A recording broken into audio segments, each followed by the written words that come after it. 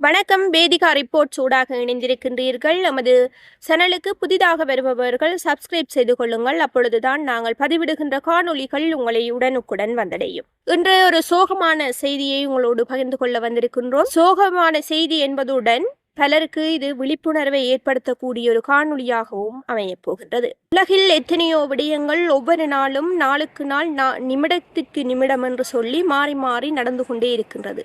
அதிலும் தம்மைத்தாமே உயிர் மாய்த்து கொள்கின்ற விடயங்கள் பல்வேறு பகுதிகளிலும் இடம்பெற்று கொண்டே இருக்கின்றன.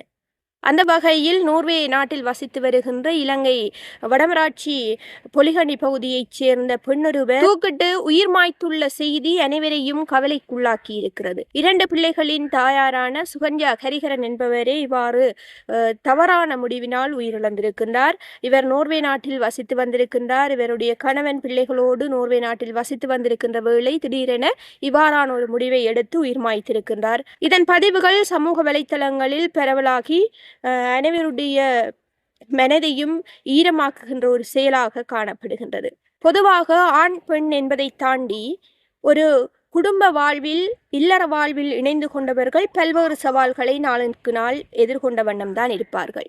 அதிலும் குறிப்பாக பிள்ளைகளை கொண்டவர்கள் பல்வேறுபட்ட சவால்களை ஒவ்வொரு நாளும் மன ரீதியான போராட்டங்களை பொருளாதார ரீதியான போராட்டங்களை சந்தித்த வண்ணம் தான் இருக்கின்றார்கள். ஒவ்வொருவரும் வாழ்க்கையில் நாங்கள் பல்வேறுபட்ட சவால்களுக்கு மத்தியில் ஒவ்வொரு பிரச்சனைகளையும் கையாண்டு அல்லது கடந்து சென்றுதான் வாழ்க்கையை நடாத்தி கொண்டிருக்கின்றோம். இந்த வாழ்வு இறைவனால் அல்லது இயற்கையால் எங்களுக்கு அளிக்கப்பட்ட ஒரு பெரும் கொடையாக இருக்கின்றது. இந்த வாழ்க்கையை நாங்கள் எப்போது முடித்து கொள்ள வேண்டும் என்பது எங்களுடைய கையில் இருக்கக்கூடாது. ஏனென்று சொன்னால் ஆணோ பெண்ணோ ஒவ்வொருவரும் ஒவ்வொரு விதமான சவால்களை எதிர்கொண்டிருக்கிறார்கள். நீங்கள் தனித்தனியே ஒவ்வொருவரையும் கூப்பிட்டு கேட்டால் அவர்களுக்குள் 1000 கதைகள் ஒளிந்திருக்கின்றன.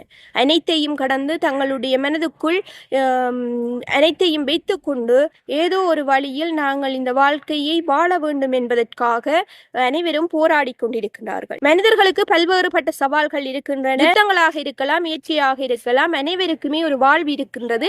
இந்த வாழ்க்கையை நாங்கள் எவ்வாறு கடந்து செல்ல வேண்டும், எங்களுக்கு வருகின்ற சவால்களை நாங்கள் எவ்வாறு நிவர்த்தி செய்து கொண்டு அடுத்த கட்டத்திற்கு வாழ்க்கையை நோக்கி நகரக்கூடியதாக இருக்கும் என்பது ஒவ்வொரு நாளும் ஒவ்வொருவருக்கும் ஒவ்வொரு நிமிடங்களும் வித்தியாசமாக கடந்து செல்கின்றது.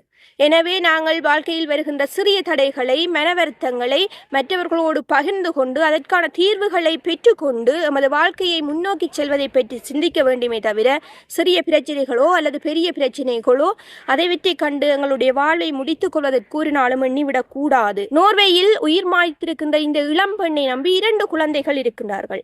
இவர்களுடைய வாழ்க்கை அவர்களுடைய எதிர்காலம் இனி கேள்விக்குறியாக இருக்கின்றது. ஒரு தாயாக அவருடைய பொறுப்புகளிலிருந்து அவர் விலகி இருக்கின்றார், தனது உயிரை மாய்த்திருக்கின்றார். எனவே நாங்கள் எந்த ஒரு சூழ்நிலையிலும் இவ்வாறான முடிவுகளுக்கு செல்லாமல் இதை தீர்த்துக் கொள்வதற்கு முயற்சிக்க வேண்டுமே தவிர இவ்வாறான செயல்களில் ஒரு நாளும் ஈடுபடக்கூடாது. குறிப்பாக இலங்கையிலிருந்து புலம்பெயர் தேசங்களில் வாழுகின்றவர்கள், இங்கிருந்து திருமணம் செய்து கொண்டு வெளிநாடுகளில் சென்று வாழ்பவர்கள், தங்களுக்கான ஒரு வாழ்க்கை துணையை நம்பி மட்டுமே செல்பவர்கள், அங்கு தங்களுக்குரிய மன வருத்தங்களை பகிர்ந்து கொள்வதற்கு ஒரு துணை இல்லாமல் தங்களுக்குள்ளேயே அடக்கி வைத்துக் கொண்டு அவற்றை எவ்வாறு வெளிப்படுத்துவது என்றும் தெரியாமல் இங்கே இருப்பவர்களுக்கு சொன்னால் அவர்கள் மன வருத்தம் அடைவார்கள் என்பதற்காக தங்களுக்குள்ளேயே வைத்துக் கொண்டு ஒரு மன அழுத்தத்துக்குள்ளாகி இவ்வாறான முடிவுகளை இறுதியாக எடுக்கின்றார்கள். புலம்பெயர் தேசங்களில் இருக்கின்றவங்களுடைய உறவுகளோடு கதைக்கும் போது நாங்கள் அவர்களுக்கு ஒரு ஆறுதலாக இங்கே இருந்து செயற்பட வேண்டும். அதே போல அங்கே இருப்பவர்களும் தமது சோகங்களை தமது நம்பிக்கைக்குரியவர்களுடன் பகிர்ந்து கொண்டு தமது வாழ்வை இனிமையாக எடுத்துச் செல்ல வேண்டும். அனைவருமே இந்த பூமியில் வீழ்ச்சமாக வாழ வேண்டும் என்பதே எங்களுடைய எதிர்பார்ப்பாக இருக்கின்றது.